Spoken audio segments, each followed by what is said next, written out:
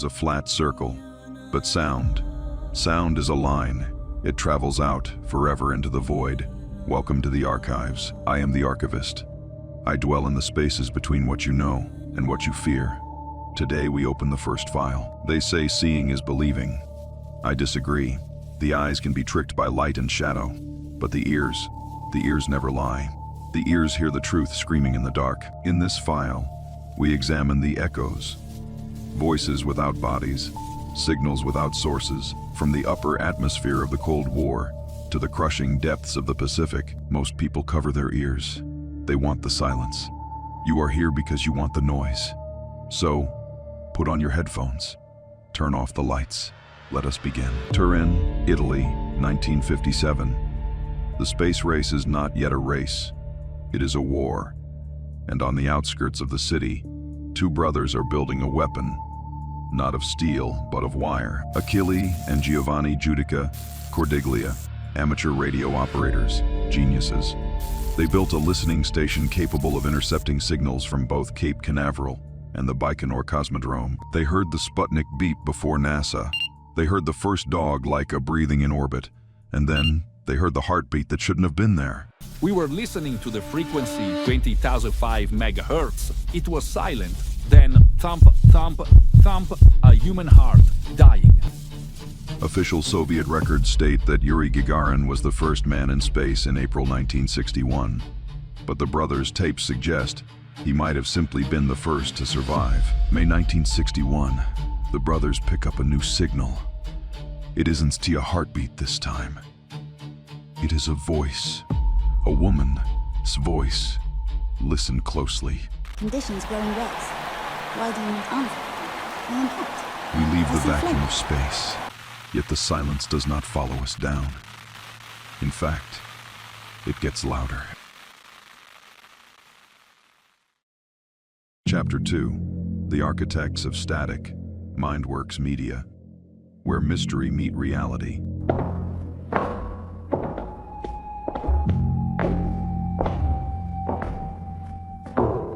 You assume secrets are kept in whispered conversations in dark alleys. You are wrong. The most dangerous secrets in history were broadcast to everyone. Shortwave radio, the playground of the spy. It bounces off the ionosphere, traveling thousands of miles. No internet, no digital footprint, just a voice and a code. Imagine tuning your radio in 1970. You are looking for music. Instead, you find the Lincolnshire Poacher, a cheery English folk song played over and over, followed by a synthesized female voice. 3 to 9, -7, -1, -5. To you, gibberish to an agent in Berlin. Orders to kill. These stations are ghosts. They have no call signs, no address. They exist only in the ether, and the most famous ghost of all lives in a swamp in Russia. UVB -76, the buzzer. Since 1973, it has been broadcasting a monolithic, irritating tone, 24 hours a day, 7 days a week. People have physically hiked to the transmission site. They found abandoned bunkers, guard dogs fog. But the signal never stops. It is a dead man's switch. Some say if the buzzing stops, it means the missiles are flying, that the silence is the trigger for nuclear winter. So, we listen and we pray for the noise. Occasionally, the buzzer breaks. A voice cuts through. Bromel, 74, 27, 99. Live operators, real people, sitting in a room, reading codes into a void until they die.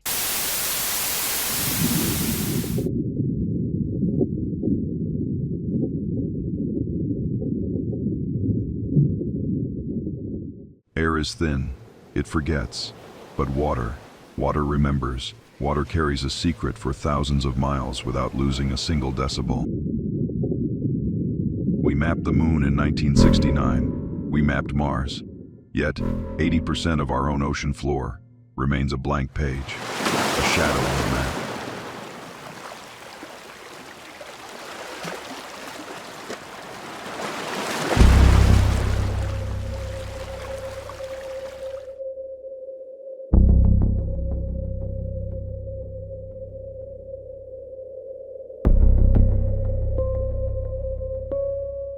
Deep down, there is a layer called the Sofar Channel, a highway for sound.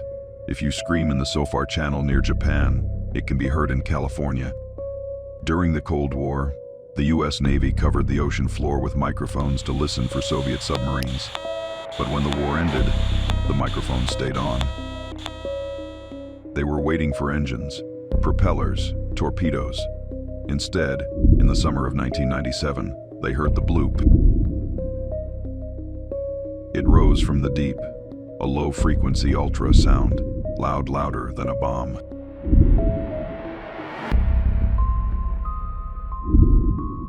Scientists did the math. For a biological creature to make a sound that loud, it would need to be 3 times the size of a blue whale, over 200 feet long. NOAA eventually claimed it was an icequake, a massive shelf of ice cracking in Antarctica. A logical explanation, a safe explanation. But the coordinates, they pointed to a remote corner of the South Pacific, a place recorded in fiction as the sunken city of R'lyeh. Coincidence, perhaps?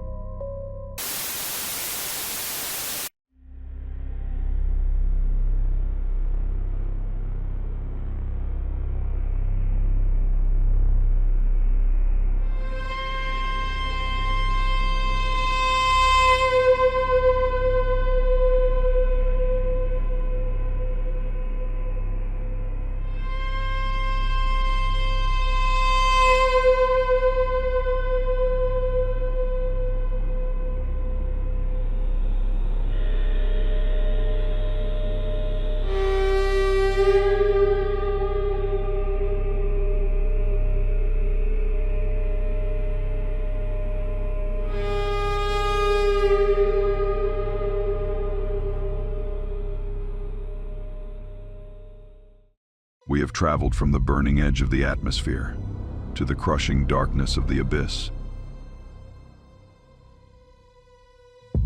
We have heard the ghosts in the machine. Space, radio, the ocean, they all share one thing. They are vast, they are indifferent to us, and they are never truly silent. Man fears the dark, but I believe what we really fear is what we might hear within it. The signal that confirms we are not alone. These files, the cosmonaut, the buzzer, the bloop, they are just echoes, symptoms of a universe that is much stranger than we are allowed to believe. I keep them here, in the archive, because memory is the only defense we have against the void. If we forget them, they disappear for real.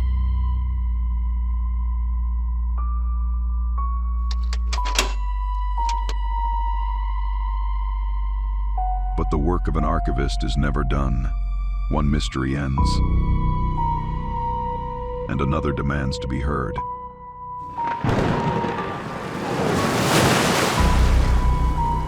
Next time, we leave the machines behind. We go to a lonely rock in the Atlantic Ocean, the Flannan Isles. 3 lighthouse keepers, a storm that never happened, and a logbook that reads, "God is over all," and then nothing.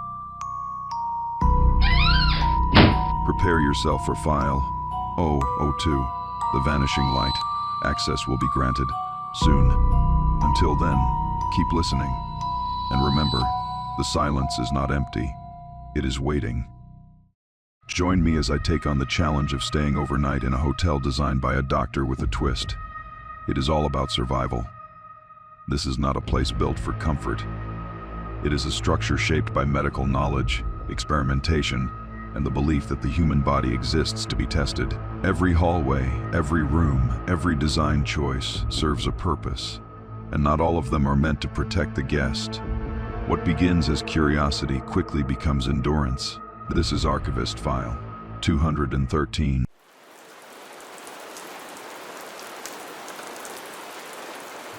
The doctor behind this project is not just an architect, but a medical expert who knows exactly how to push the human body to its limits. The idea of a doctor building a hotel might seem harmless, but when you consider the potential consequences, it gets complicated. Medical professionals are trained to save lives, not put them in danger. When they apply their knowledge in unconventional and dangerous ways, it raises serious concerns. What happens when a doctor's curiosity and creativity are let loose in a project that is meant to be a thrilling experience? The line between innovation and recklessness gets blurred. One of the main issues here is the lack of accountability. When a doctor is designing a hotel with potentially deadly features, who is to say what is acceptable and what is not? The doctor's expertise is undeniable, but their judgment might be clouded by their enthusiasm for the project. Another issue is the informed consent of the guests. Are they aware of the risks involved, or are they just along for the ride? The hotel's design features are both intriguing and unsettling. The rooms are equipped with medical equipment, and the walls are adorned with diagrams of the human body. It is clear that the doctor has put a lot of thought into creating an immersive experience. However, the medical experiments conducted on unsuspecting guests are a different story altogether. The doctor claims that these experiments are designed to advance medical knowledge, but it is hard to shake off the feeling that this is just a twisted game.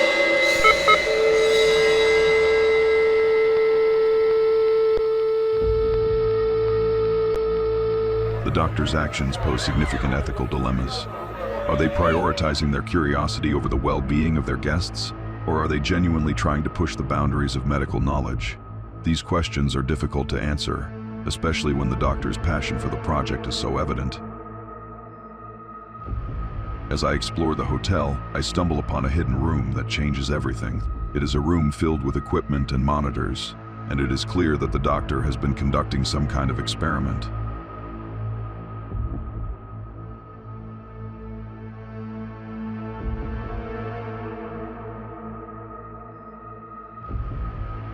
But what happens when one of the guests gets caught up in the experiment and things start to go terribly wrong? The situation escalates quickly, and it is clear that the doctor's creation has taken on a life of its own. The incident in the hidden room is a turning point in the story. It is a moment of chaos and panic, and it is clear that the doctor's actions have consequences. The guests are in danger, and it is up to the doctor to fix the situation. But will they be able to contain the damage? Or will it be too late? The events that unfolded at the hotel are a sobering reminder of the importance of responsible innovation. The doctor's choices had far-reaching implications, and it is clear that they learned some valuable lessons. As I reflect on this wild and unsettling experience, I'm left wondering what other secrets the hotel might hold.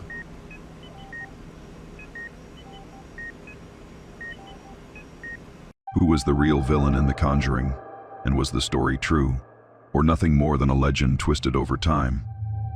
Tonight, we go back to the farmhouse where it all began, and I'll let you decide. Mindworks Media. In the quiet hills of Harrisville, Rhode Island, stands an old farmhouse wrapped in fog and memory, a place where history and haunting seem to blend into one. For decades, the locals whispered a single name whenever something strange happened on that land. A name spoken softly, as if saying it too loudly might bring the past back to life. Bathsheba Sherman. Nearly 2 centuries ago, Bathsheba Thayer Sherman lived an ordinary rural life on a farm near the property that would one day become infamous. But her reputation was anything but ordinary. Neighbors claimed the air grew colder when she walked by, that animals went silent around her, that shadows seemed to thicken near her home. There was never evidence of anything, just the kind of rumors small towns breathed life into. Then came the infant's death. A neighbor's baby died while in Bathsheba's care, and although the official report listed nothing more than tragic sudden death, rumors spread like wildfire. People claimed the child had a needle-like puncture in the skull, and that Bathsheba had offered the baby as a sacrifice. No arrest, no trial, not a shred of proof. But the town had already made up its mind. Bathsheba was no longer seen as a woman. She was seen as a curse. The stories deepened. People whispered about late-night rituals in the woods, about strange markings on her barn, about livestock found twisted or drained. Whether any of it was true didn't matter. In a place ruled more by superstition than fact, rumors quickly became legend. Bathsheba died on May 25, 1885, at 73 years old. The official cause was paralysis, yet the rumors continued. They said she was found twisted into a position no person should have been able to die in, her face frozen in terror. Her grave was placed in the Harrisville Cemetery, but according to locals, her spirit never truly rested. For nearly a century, the land stayed quiet. Then, in the early 1970s, the Perrin family, parents and 5 daughters, moved into the old Harrisville farmhouse, hoping for a fresh start. But from the moment they arrived, something felt wrong. Doors creaked open on their own. Rooms plunged into cold pockets of air. The children saw figures standing just past the edge of doorways. Footsteps wandered the halls at night when everyone else was asleep. At first, the parents tried to brush it aside. New house, old wood, nothing more. But the mother, Carolyn, became the target of something darker. She noticed a rotten smell that followed her from room to room. She felt watched constantly. She dreamed vividly of violent things she couldn't explain. And one night, as she stood alone in the hallway, she froze. A figure, a human-shaped shadow, stood at the far end of the hall. Not a flicker, not a trick of the light. A person-shaped darkness, motionless, waiting. Then it moved toward her, slowly, deliberately. She screamed, and when her husband reached her, the figure was gone. But she couldn't shake the feeling that it was only the beginning. Desperate for answers, the parents went to their neighbors. The reply came in whispers, shared with the kind of seriousness that only old stories carry. "That's Bathsheba." The neighbors told them of the old accusations, the infant's death, the curse said to be placed on the land. Whether it was folklore, fear, or something more, the family didn't know, but they knew they needed help. Enter Ed and Lorraine Warren, the era's best-known paranormal investigators. They arrived on a fog-covered night with equipment, notebooks, and decades of experience. Immediately, Lorraine sensed something in the home. She later described it as clinging to the walls, like something old and furious. The Warrens believed the spirit tormenting the family was Bathsheba, not just haunting the house, but attacking the mother specifically, feeding on her fear. They recorded unexplained knocks, abrupt drops in temperature, strange voices caught on tape, and worst of all, what sounded like a faint whisper saying, "Leave." But the family couldn't leave. Not yet. The haunting escalated. Carolyn grew pale and exhausted. The daughters woke with scratches on their arms. Objects flew across rooms. And one night, Carolyn collapsed, her body twisted into a position disturbingly similar to the rumors about Bathsheba's death. That was the breaking point. The Warrens intervened, and the family gathered their things and fled the house. They left behind furniture, belongings, anything that wasn't immediately within reach. They drove away without looking back. The official case eventually went silent. Newspaper reports faded. Records vanished. The farmhouse changed hands. But the legend, Bathsheba's legend, did not die. To this day, some say the farmhouse groans at night. Some claim a single window still glows long after the rest of the house goes dark. And a few claim that if you walk down the hall, you might see a figure waiting in the shadows. Not faint, not hidden, but standing there watching. Watching, because Bathsheba never left. And according to the oldest stories, she never intended to. Mindworks Media, where the stories the world tried to erase come back into the light. Tap follow, and tell me which legend you want unearthed next. Have you ever met someone so charismatic, so captivating, that you felt an instant connection, almost like you've known them forever? What if that feeling wasn't a genuine connection, but a carefully crafted illusion?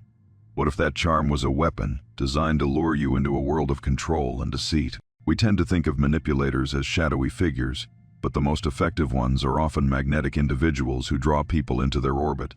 They have a dark side to their charisma that can be used to manipulate, exploit, and control.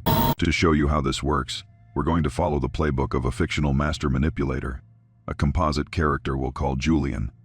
He represents how classic tactics can be used to build a powerful cult, and by understanding his methods, you can learn to spot these psychological games before they begin.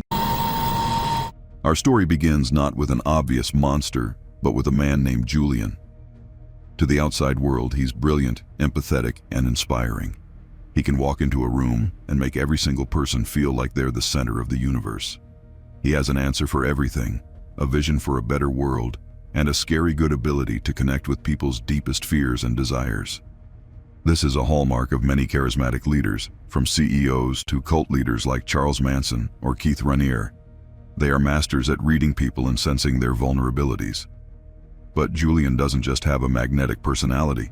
He possesses what psychologists call the dark triad of traits: narcissism, Machiavellianism, and psychopathy. This toxic combination creates an individual who is self-obsessed, strategically manipulative, and lacks the empathy or remorse that keeps most of us in check. He sees other people not as human beings, but as pawns to be used and discarded at will. Julian is a high-functioning example, a skilled liar, charming on the surface, but with a cold, calculating mind underneath. His goal is simple: to gain power, admiration, and absolute control. And he knows exactly how to get it. Julian's first move, and maybe his most effective, is a technique called love bombing. The term was coined in the 1970s by members of the Unification Church and is a go-to strategy for manipulators. It's an overwhelming shower of affection, attention, and praise, designed to create a powerful, almost instant emotional bond. Imagine meeting Julian. He listens to you with intense focus. He tells you you're brilliant, that he sees a potential in you that no one else does. He floods you with compliments, gifts, and promises of a community where you'll finally belong. For anyone feeling lonely, misunderstood, or searching for purpose, this is incredibly seductive. Psychologically, love bombing exploits our basic human need for connection and validation. It can trigger a rush of hormones like oxytocin, clouding your critical judgment and making you feel dependent on the manipulator for your sense of self-worth. You think you found a soulmate or a savior. In reality, you've just been caught in the first thread of a very carefully woven web. This phase isn't about love, it's about creating dependency. Once a follower is hooked by the love bombing, Julian moves to his next phase: isolation. A manipulator's power is threatened by outside perspectives.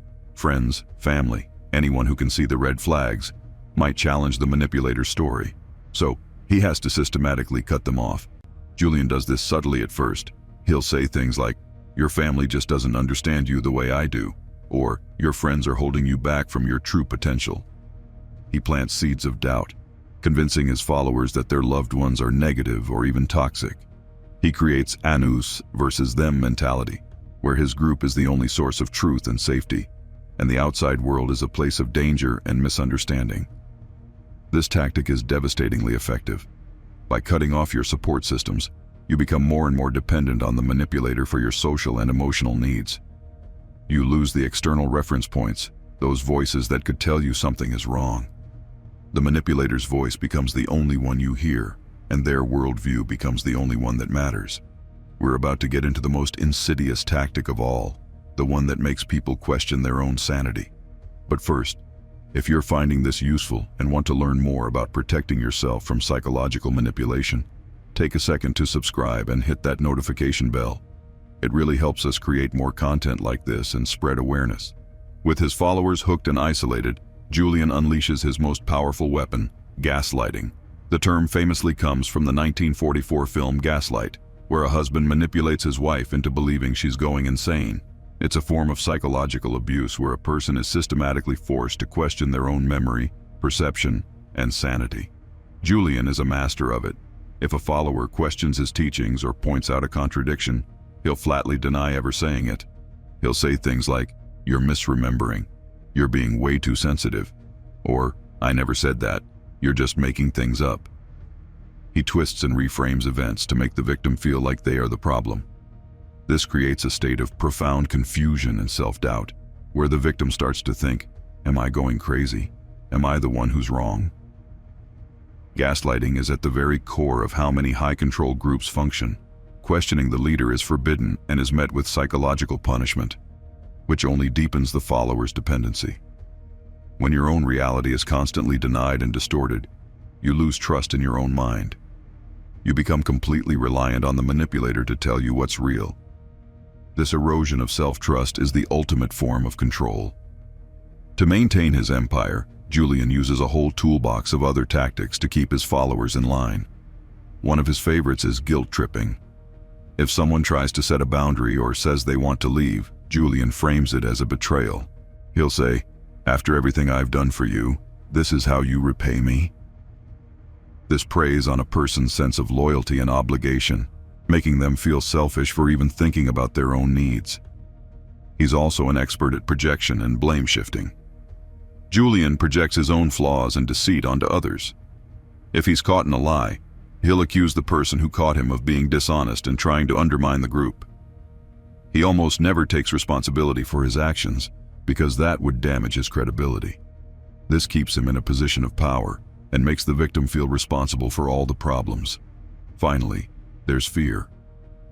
Manipulators often use intimidation, sometimes with overt threats, but often with subtle passive-aggressive remarks and the silent treatment to maintain control. Julian punishes dissent by withdrawing the very affection he once showered on his followers. This hot and cold behavior creates a trauma bond where the victim becomes addicted to the cycle of praise and punishment, constantly scrambling to win back the manipulator's approval. So, how does a charismatic person like our Julian build an empire of deceit? He does it by hacking the core of human psychology. He starts with love bombing, drawing people in with overwhelming affection.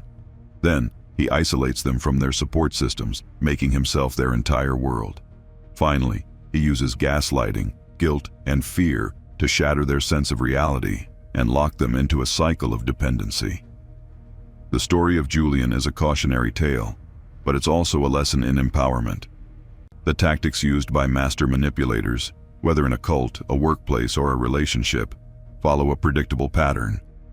Recognizing these patterns is the first and most crucial step to protecting yourself. Knowing the signs of love bombing, understanding how isolation works, and identifying gaslighting as it happens gives you the power to trust your own gut and walk away before the web is fully spun. So, I'll leave you with this question for the comments. Have you ever encountered someone who used these tactics? Sharing your experiences can help others recognize the signs and reinforces the message that no one is alone in this. Thanks for watching. If this video was helpful, please consider sharing it with someone who might need to hear this. Stay aware and stay safe. MindWorks Media, where mystery meets reality. Join me as I take on the challenge of staying overnight in a hotel designed by a doctor with a twist. It is all about survival. This is not a place built for comfort. It is a structure shaped by medical knowledge, experimentation, and the belief that the human body exists to be tested. Every hallway, every room, every design choice serves a purpose, and not all of them are meant to protect the guest. What begins as curiosity quickly becomes endurance. This is Archivist File 213.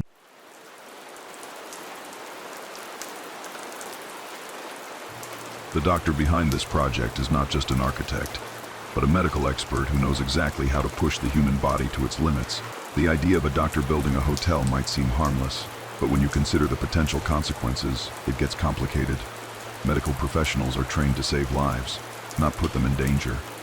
When they apply their knowledge in unconventional and dangerous ways, it raises serious concerns. What happens when a doctor's curiosity and creativity are let loose in a project that is meant to be a thrilling experience?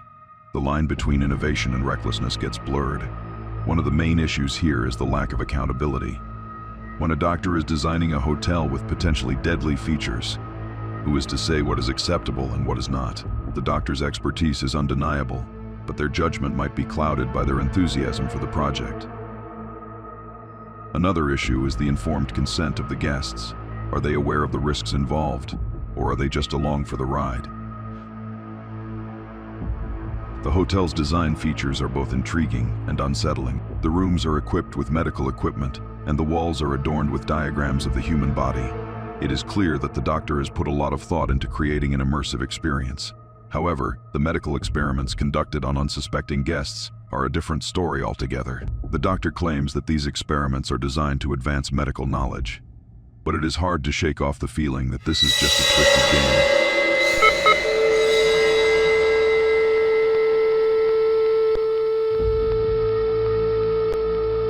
The doctor's actions pose significant ethical dilemmas. Are they prioritizing their curiosity over the well-being of their guests? Or are they genuinely trying to push the boundaries of medical knowledge? These questions are difficult to answer, especially when the doctor's passion for the project is so evident. As I explore the hotel, I stumble upon a hidden room that changes everything. It is a room filled with equipment and monitors, and it is clear that the doctor has been conducting some kind of experiment.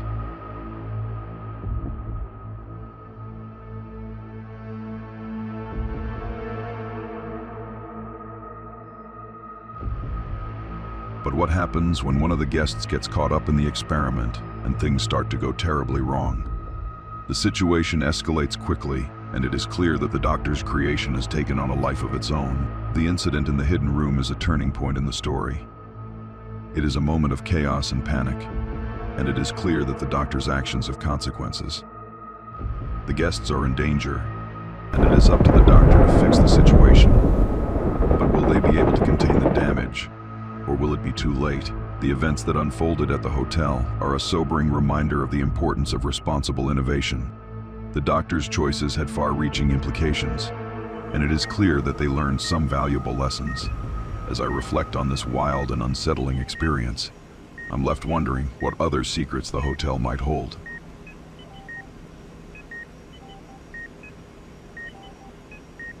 They say casinos don't chase winners. They invite them in, make them feel special, and wait for the moment they collapse under their own weight. But no story captures that better than the legend of the woman they call the weekend millionaire. She was 55, lived alone, and spent her weekends at the Golden Horseshoe Casino. Not because she loved gambling, just because the casino felt less empty than her apartment. Every Friday she sat at the same machine with $20, sipped her drink, lost a little, and went home before midnight. Until the Friday everything changed. At about 7:14 p.m., she fed in her last $20, tapped spin, and leaned back with the tired sigh of someone who expected absolutely nothing. Then it happened. The machine lit up. Sirens, bells, people turning their heads. And on the screen, a number she'd never seen in her life, $1.2 million. She froze, then burst into tears as the crowd erupted around her. Within seconds, the casino staff surrounded her, champagne, cameras, cheering like she was the star of the night. They moved fast, guiding her into what insiders call the winner's bubble. A penthouse suite, unlimited meals, spa treatments, room service, anything she wanted. All complimentary, or so they said. By midnight, she was laughing with hosts, riding the high of sudden wealth, glowing under the attention. Then came the surprise, a private jet to Beverly Hills. Just to celebrate, they told her. Overwhelmed and trusting, she signed a digital form without reading a single word. Saturday morning, she stepped off that jet like a movie star. Black SUV waiting for her, warm California air brushing her face. She hit Rodeo Drive with the excitement of someone rewriting her entire life in one weekend. She bought dresses, jewelry, perfumes, designer bags worth more than her old car. And the tipping, oh, the tipping. She gave hundreds to clerks, hundreds to valets, thousands total. She tipped over $10,000 like it was nothing. For the first time, she felt celebrated, seen, important, loved. But by Sunday night, exhaustion finally cracked through the fantasy.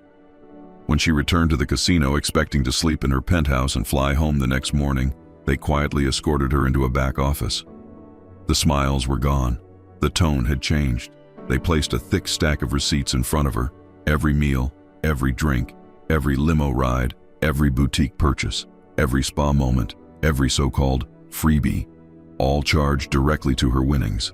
Her balance, zero, and negative $742 in fees. She didn't scream. She didn't argue. She just stared, stunned, as the weekend unraveled in seconds. She asked if she could at least stay the night, get a meal, get a ride home. Something, anything. Instead, security calmly walked her out the same door she had entered as a millionaire 2 nights earlier. No fanfare, no compassion, just the cold rain hitting her face. Her Uber home was $48. Her card declined, and the casino, the same one that cheered her, filmed her, toasted her, lent her $8 so she could get home. $8. By Monday morning, she was back in her small apartment. No jewelry, no designer bags, no winnings, just a thick stack of receipts and a memory she wished she could forget. Some say she still tells the story as a warning. Others say the whole thing is just a legend. But in Vegas, the house doesn't need to beat you at the tables. Sometimes they just let you win. This is Mindworks Media, where the shadows tell their stories.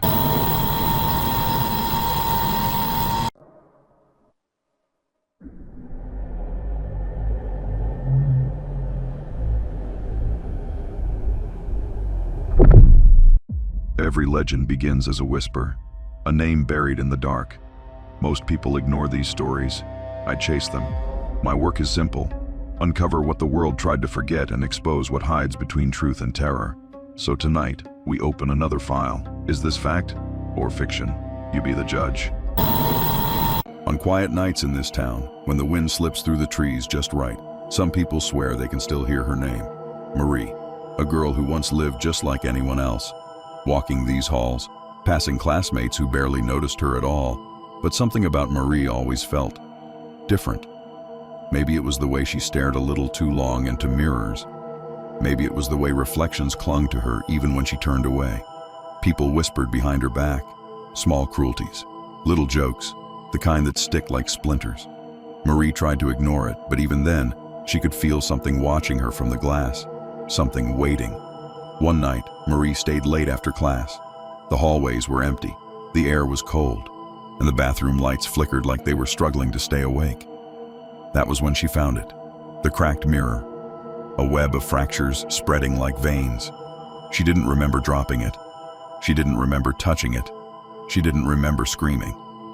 The next morning, the janitor found the writing, red, smudged, shaking shapes that looked more like a warning than words. Look in the glass. After that day, Marie barely spoke.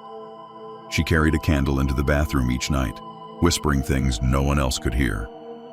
Her classmates thought she was losing her mind, but Marie wasn't talking to herself. She was talking to her reflection, and her reflection started talking back. At first it was subtle, a blink out of sync, a smile that lingered too long, eyes that didn't match the fear in Marie's face. Then the reflection began to change, pale skin, hollow cheeks, bleeding eyes. Marie would stare at it trembling as the thing in the mirror leaned closer, inch by inch, hungry for her. Soon, Marie wasn't alone in the bathroom.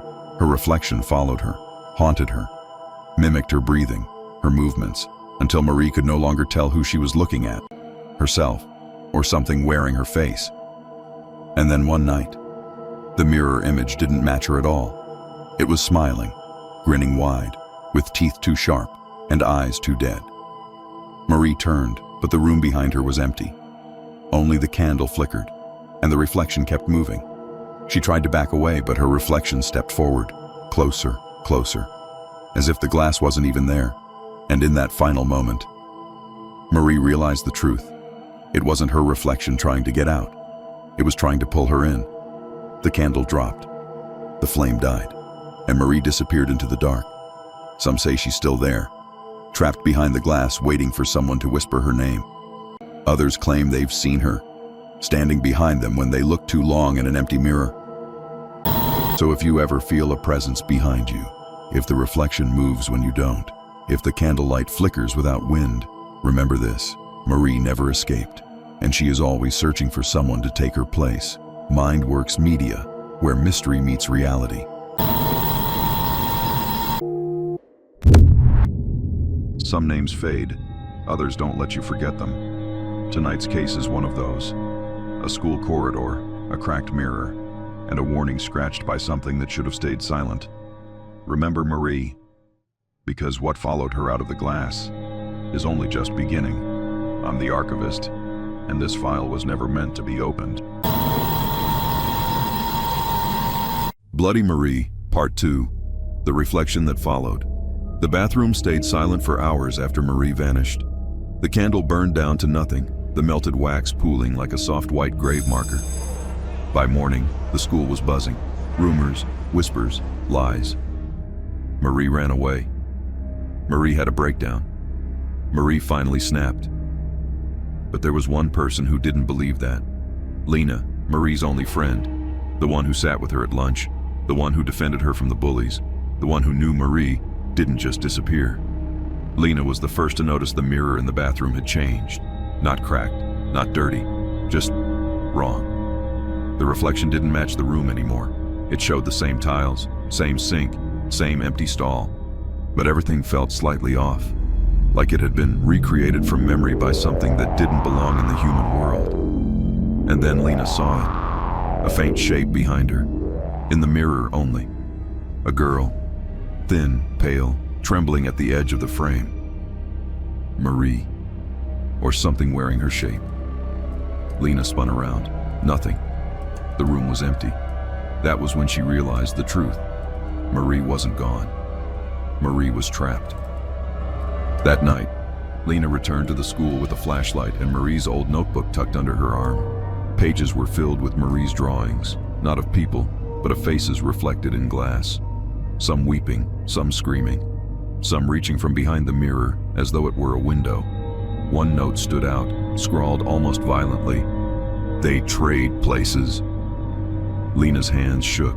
Trade places. With who? With anyone who looks long enough? Or anyone who calls her name? The bathroom felt colder tonight. The mirror fogged as if someone had breathed on it only moments before. Lena lifted her flashlight.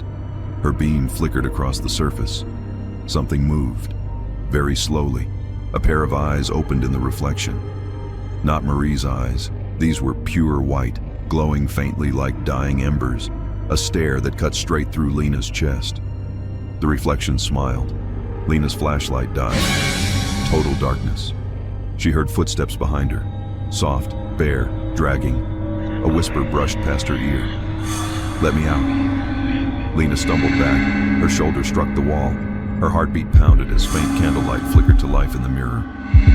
Though there was no candle in the room, Marie, or the thing wearing Marie's skin, stood inches away behind the glass. Her mouth twisted open, too wide, too wrong. Then Lena saw something she never expected. Marie's real face, behind the ghost, pressed against the deep back corner of the mirror's world. Eyes wide, desperate, silent, like she was drowning behind ice. Lena reached her hand toward the glass. Marie mouthed one word, "Run." Then the ghost turned, smiling, reaching. The mirror surface rippled, not like broken glass, but like water disturbed by something rising. Lena bolted for the door, but as she fled, the last sound she heard behind her was the mirror laughing. People say the bathroom was closed the next day. Boards nailed over the doorway, lights cut off. Students told it was under maintenance. But some nights, the quiet ones, the hall lights flicker. And if you walk close enough, you can hear knocking from inside the boarded door. Sometimes 3 soft knocks, sometimes 1 loud one. Sometimes a voice that sounds like Marie, asking to be let out. Or maybe just asking, "Who looked into the glass last?" Because now the mirror knows Lena's face and it is waiting. Mindworks Media, where mystery meets reality. This story is far from finished. The case file runs deeper than it appears. Marie's journey has only just begun. I am the Archivist. Thank you for watching Mindworks Media, where mystery meets reality.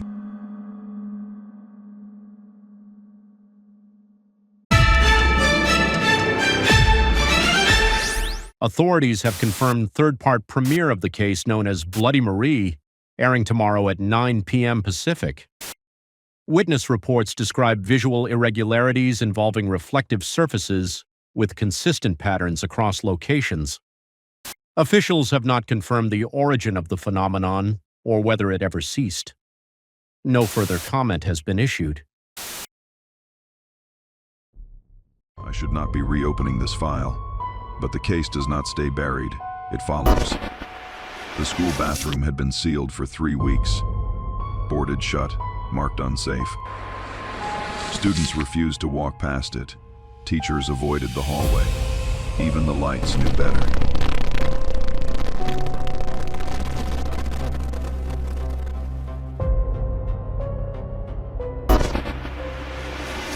The janitor was not told the story. He was told to clean. His name has been removed from the record. The smell hit first. Old water bleach. Something metallic beneath it. The mirror was still there, covered in thick black plastic. He did not look at it. That matters.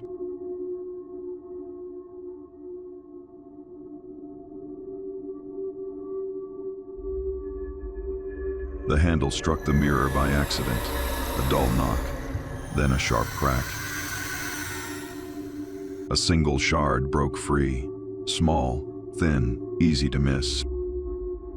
It slid down, tapped his ankle, and followed him home. He never felt it. That is how it always begins. The silence inside felt heavier than it should. When he pulled his pants off, the shard fell onto the carpet. That night, he dreamed of dripping water.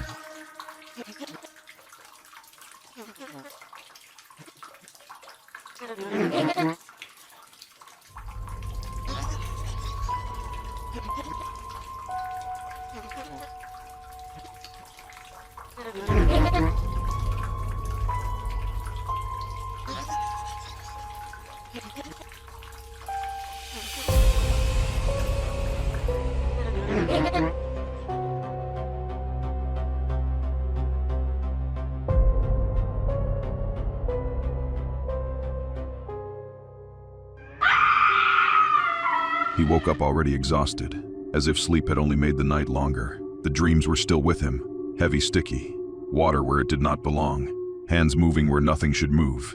He sat up in bed, heart racing, skin soaked in cold sweat. For a moment he did not know where he was, only that something had followed him out of the dark. He told himself it was just a bad night, just another dream that would fade. But his body did not believe that.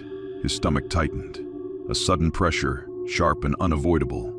The kind that pulls you out of your thoughts, the kind that makes you move. He swung his feet onto the floor, cold against his skin. The feeling stayed, standing just behind him, waiting. He stood up slowly, already knowing where he had to go, and when he dressed, he made sure not to turn around.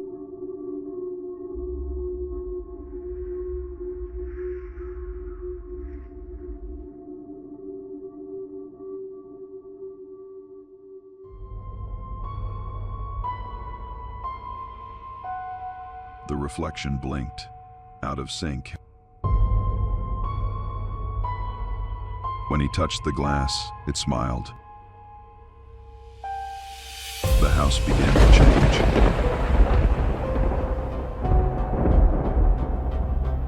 Every night, at exactly 3:12 a.m., he heard tapping. The noise came again, not loud, not sudden, just close, too close. He sat up slowly, listening. The house was still, but the sound was not. A soft scrape, like something moving where nothing should move.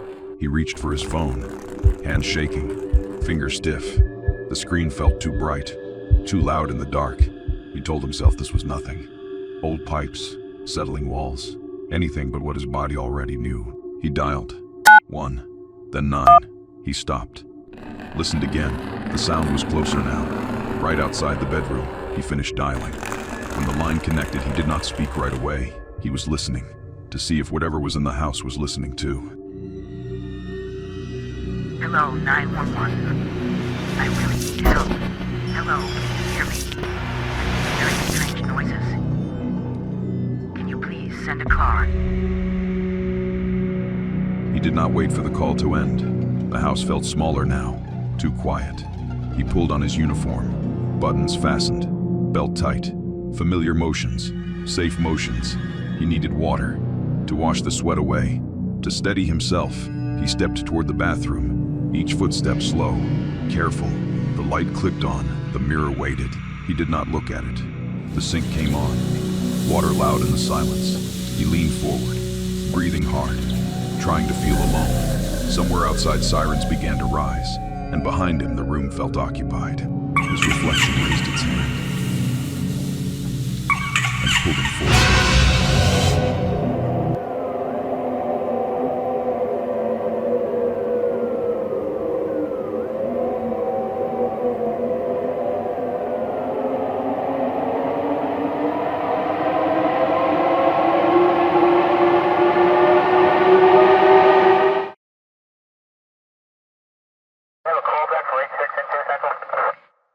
Copy that.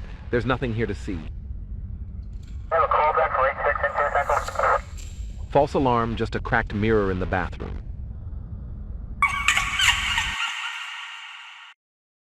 Before we begin, a quick reminder for privacy and protection. All names, locations, and identifying details in this story have been changed. What remains is the core of the event itself. Whether it is true or fiction is up to you tonight. We look at a case that starts with a simple hotel check, and a man walks into a quiet roadside lodge with an old leather bag and asks for a room. Nothing strange at first until the staff discover that he was supposed to check in more than 20 years ago. And according to official records, he was already dead when he arrived. So listen closely, because this is one of those stories where the past does not stay in the past. You be the judge. Mindworks Media, where mystery meets reality. In a quiet roadside hotel nestled in the vast landscapes of Utah, a young night clerk named Shannon was passing another slow evening. The silence of the lobby was suddenly broken by the gentle chime of the front door. An older man walked in, his steps slow and deliberate. He carried a worn leather bag, the kind that looks like it has traveled through decades. He approached the desk with a polite smile and asked for a room in a quiet wing of the building, away from the highway noise. Paid in cash, pulling out a small stack of bills from his pocket. Shannon noticed something odd. The bills looked strangely crisp and new, almost untouched, a stark contrast to the man's weathered appearance and vintage bag. She processed the payment and handed him a keycard for room 214. The man nodded, a flicker of recognition in his eyes. "Perfect," he said, his voice calm and even. "I stayed there last time, too." Curiosity piqued. Shannon glanced at her computer system. She typed in the room number, but the history showed no record of previous days under his name. "I'm sorry, sir," she said. "When was it you last visited?" He looked at her, his gaze steady. "Summer of 2002. I left something behind. I think I'll find it tonight." Shannon just smiled and brushed it off as a bit of nostalgia. Perhaps his memory was a little fuzzy. She watched as he walked down the long, empty hall towards his room. He didn't hurry. His pace was calm, slow, and certain. About an hour later, the radio on her desk crackled to life.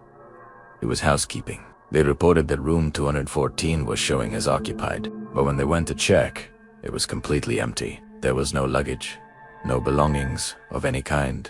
The bed hadn't been touched, the crisp white sheets still perfectly smooth. The bathroom was bone dry, the towels still folded neatly on the rack. The closet was empty. It was as if no one had ever even entered the room. A chill ran down Shannon's spine. She grabbed the master key and walked down the hall to room 214.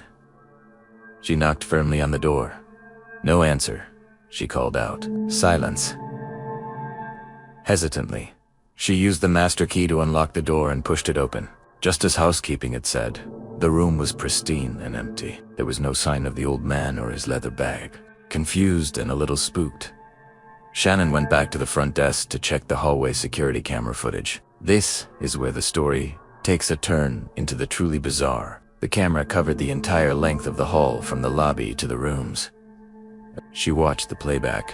She saw the man leave the lobby, just as she remembered. He walked steadily down the hall. But then, about halfway to his room, he simply vanished. She was there 1 second, and the next, he was gone from the frame, as if he had dissolved into thin air. Now genuinely frightened, Shannon called the police. 2 officers arrived and conducted a thorough search of the entire building for 2 hours. They found nothing. No hidden exits, no open windows, no trace of the mysterious guest. As they were preparing to leave, one of the officers asked her to read the guest's name from the registration card one more time. When she spoke the name, the officer took a physical step back, his face falling. "That's impossible," he said, his voice low. "That man died in 2002. It was a car accident, just a few miles from here." Shannon's heart pounded in her chest. The officer helped her look up the obituary online. And there he was. Same face, the same kind eyes, and in the old newspaper photo, the same worn leather bag resting by his feet. The officer then asked her a question that made her blood run cold. "What room did you put him in?" She whispered, "Room 214. The officer looked deeply uneasy. He explained that after the accident in 2002, the paramedics had brought the man to this very hotel, to an empty room, while they waited for the coroner to arrive. His last recorded heartbeat was in that room, room 214. Shaken Shannon returned to the front desk after the police left. The lobby felt colder than before. As she sat down, she saw a blinking light on her monitor, a new voicemail. The message was from an internal line. It was from room 214.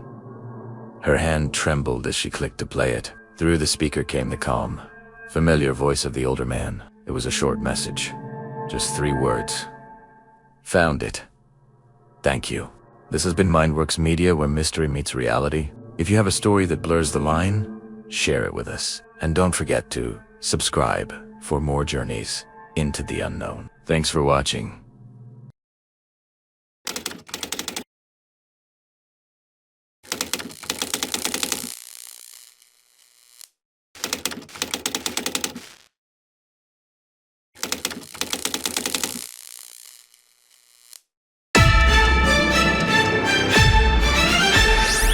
In 1974, Ellengton Heights became the site of a mass disappearance that was never fully explained. Dozens vanished in a single night, leaving behind no signs of struggle, only sealed reports and unanswered questions. Witnesses described strange purple light and a sudden blackout, details later buried in archived files. Now, decades later, the Archivist has reopened the case, uncovering evidence that suggests the original investigation was shut down before the truth could surface.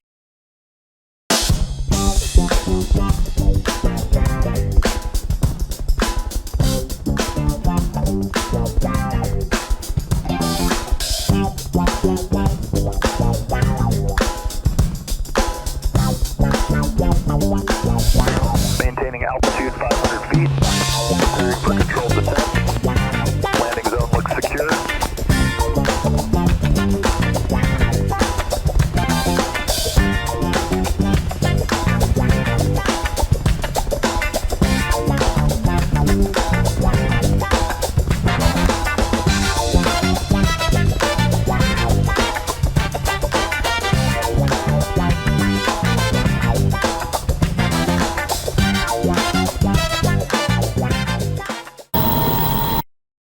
Entry log, project, signal overwrite. I'm not here for the history of this place. I'm here for its echo. Ellengton Heights isn't just a housing project. It's a localized loop. I've spent years cataloging the remnants. It feels like the tapes are the ones watching me. The sensors were right. The air here carries a 1974 frequency on a 2026 wavelength. I am here to find the source of the broadcast before the static finishes eating the neighborhood. People don't just go missing here. They get recorded over. I modified the tube amps to catch the frequencies between stations. Ever since I walked into this abandoned building, I no longer recognize the person I feel like inside. I have never been in this room before. What is this? The city is not made of brick, it's made of us. They get recorded over. They get recorded over. They get recorded over. They get go missing here. They get.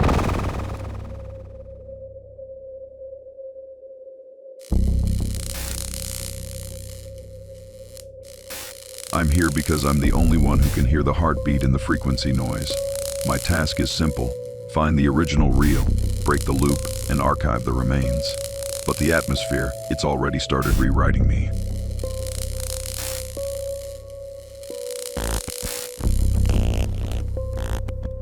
He's been standing there for 40 years, a silhouette made of pure noise, a sentry for the frequency. It's not enough to be heard. It wants to be seen. It's projecting itself onto the very walls we built to keep the world out. The architecture is folding. The Heights is no longer a place. It's a broadcast. The skyline is just a memory now. Every line is open, but nobody's talking. The infrastructure is leaking. The network is finally active. They call them missing, but I see the swirl. I know where they went. They didn't leave, they were just uninstalled.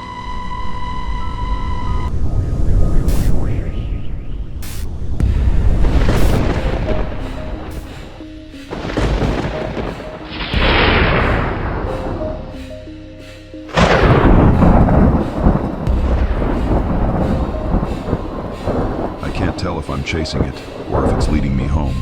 Every step I take through these halls feels like a real being wound. The dates are bleeding together. 1974 is touching 2026. If I reach out, if I touch it, does the past become the present? They are sitting on the stoops again. The same faces from the 74 files. They are listening to a heartbeat. I am starting to believe I have been here before. The subway is quiet. The men in hats are waiting for the final transmission. The train is not coming. The signal is, watch the monitor. In the time it takes to blink, a man is deleted. No scream, no struggle, just 100% completion. The frequency is inside me now. My hands are no longer mine. They are just another part of the archive. I've built a wall of eyes to watch a world that no longer exists. I am the last observer. The archive is ready for its final file. My name is the Archivist, and this is the end of the transmission. Welcome to the Heights.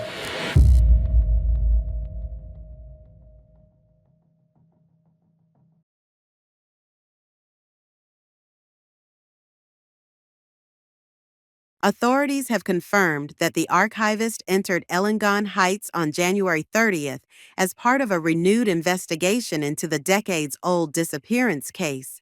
Records show he passed through this entrance alone. He was never seen exiting. As of today, the Archivist is officially listed as missing, adding a disturbing new chapter to the mystery surrounding Ellengton Heights.